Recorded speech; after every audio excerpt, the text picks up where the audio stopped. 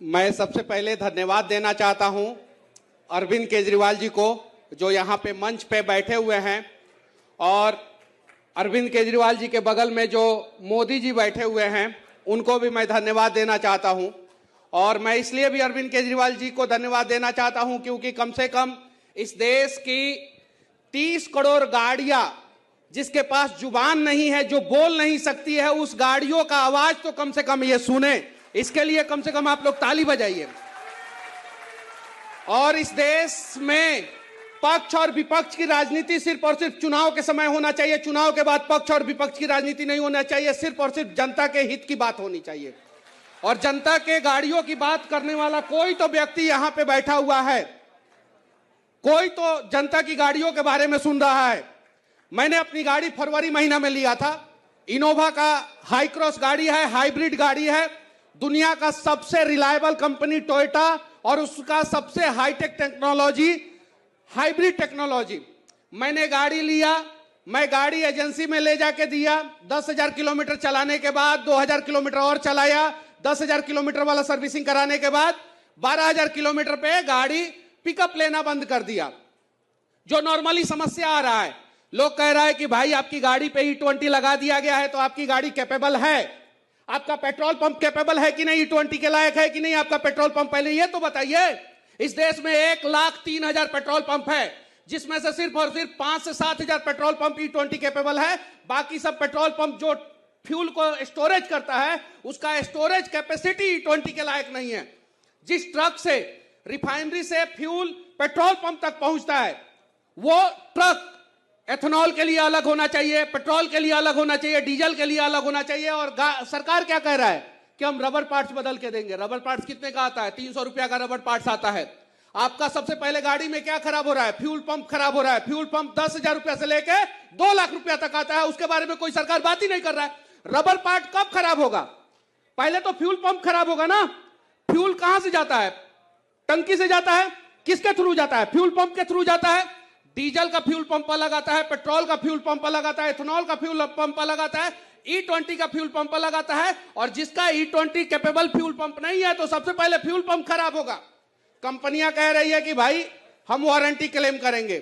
भाई यहां तो गाड़ी आगे और पीछे से ठुक जाती है तो कंपनियां कहती है कि हम आगे का देंगे, पीछे का नहीं देंगे। कहती है कि नहीं कहती है?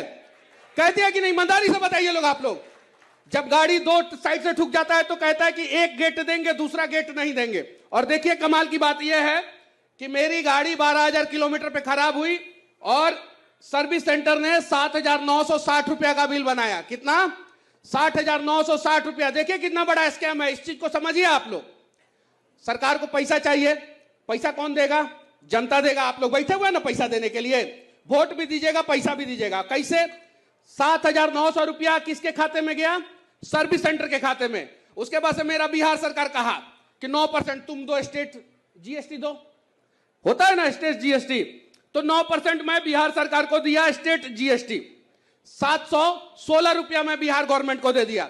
फिर केंद्र सरकार में मोदी जी कहे कि भारत माता की जय बोलते हो, देश के विकास के लिए 9% तुम दो। एक तो मेरी गाड़ी खराब हुई, 12,000 किलोमीटर चलाने के बाद गाड़ी खराब हो गई। उसके बाद से मैं सर्विस सेंटर को दिया 7,900 रुपया। स्टेट गवर्नमेंट बोला कि 9% तुम दो, सेंट्रल गवर्नमेंट बोला 9% तुम दो। आम आदमी को गन्ना का रस बना के रख दिया है सब। जब मन किया तब पेर दे रहा है सब। जब मन किया तब पेर दे रहा है। और जो आम आदमी बोल रहा है उसको बोल रहा है कि भाई नितिन गडकरी जी बोल रहे हैं क्या कि हमारे पास आइए कंप्लेन करने। और जब हम गाड़ी लेके जा रहे हैं तो यहाँ के पुलिस वाले बोल रहे हैं कि भाई पहले तो तुम जेल में जाओ।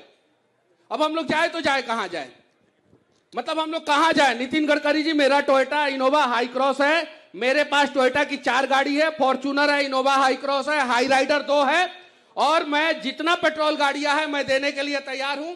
6% एवरेज ARAI कह रहा है कि 6% एवरेज डाउन होता है। भाई रियल वर्ल्ड में कम से कम 10% एवरेज डाउन हो रहा है, मिनिमम 10% एवरेज डाउन हो रहा है। जब आप E10 से E20 पे स्विच हो रहे हैं, 10% इथेनॉल मिला रहे हैं, 10% एवरेज डाउन हो जा रहा है, तो पेट्रोल का इंपोर्ट ड्यूटी कहां से बचेगा? ये बताइए ना। आप लॉजिकली बातें नहीं कर रहे हैं। जब E10 से E20 पे स्विच कर रहे हैं, 10% यहां पे इथेनॉल मिला रहा है, 10% एवरेज डाउन हो गया, तो आपका इंपोर्ट ड्यूटी नहीं बचा। दूसरा चीज, आप चावल के नाम पे किस प्रकार से एमपी में 1160 करोड़ रुपया का घोटाला कर लिए, 360 डिग्री घुमा के कुपोषण का चावल से इथेनॉल बनाना शुरू कर दिया ये लोग। बताइए, इस प्रकार से स्कैम हो रहा है। आज मैं इस मंच से कहना चाहता हूं, मोदी जी भी बैठे हुए हैं, अपने आप को मोदी जी कह रहे हैं, ये हैं अरविंद केजरीवाल जी बैठे हैं, मेरे से स्टाम्प पेपर पे लिखवा के रख लीजिए लोग, 1 साल के बाद आपकी गाड़ियों का सर्विसिंग कॉस्ट 1.5 गुना नहीं हो गया ना, तो मैं वीडियो बनाना छोड़ दूंगा। आपकी गाड़ियों का सर्विसिंग कॉस्ट 1.5 गुना होने वाला है, और 2 साल बाद आपकी बातों को कोई नहीं सुनेगा, क्योंकि इस देश की जनता मुद्दा को 90 दिन के बाद भूल जाती है। कितना दिन के बाद? 90 दिन के बाद भूल जाती है, और 90 दिन के बाद किसी को याद भी नहीं रहेगा। आप लोग जितने लोग बैठे हुए हैं, आप लोग बताइए कि 2 साल पहले इस देश में इसी महीना में कौन सा ट्रेंडिंग मुद्दा था जनता के हित में? किसी को याद है? 1 साल पहले कौन सा मुद्दा था? 6 महीने पहले कौन सा मुद्दा था?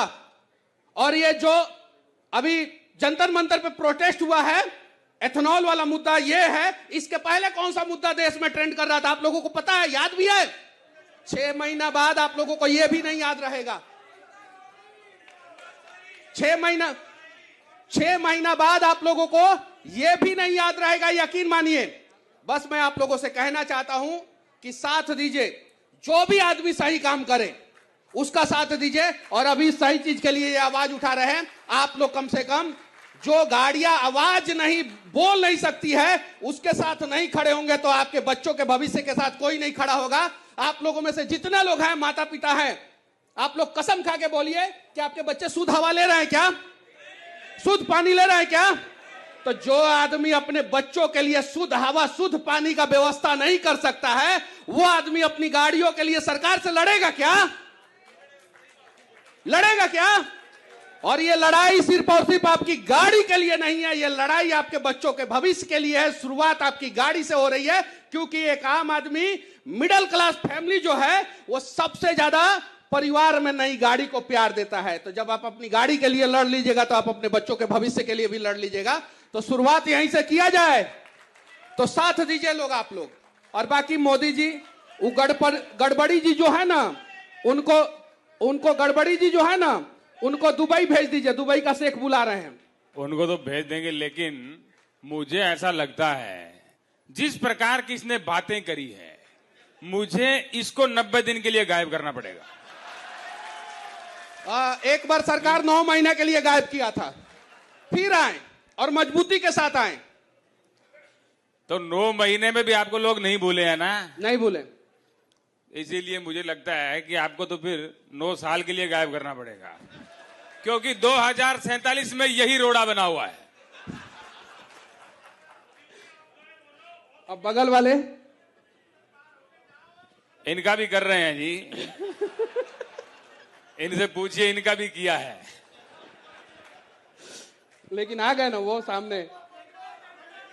लेकिन जिस प्रकार की मैंने आज ये लोगों का हुजूम देखा, ये हजारों लोग देखे, मैंने आते ही कहा ये E20 के समर्थन में आए हैं, क्योंकि मुझे लगा ये हजारों लोग समर्थन में होंगे। मोदी जी, आपके मुंह से हजारों शोभा नहीं देता, लाखों कहिए। मैं जिस प्रकार का मोदी हूं, हजारों ही बोलता हूं।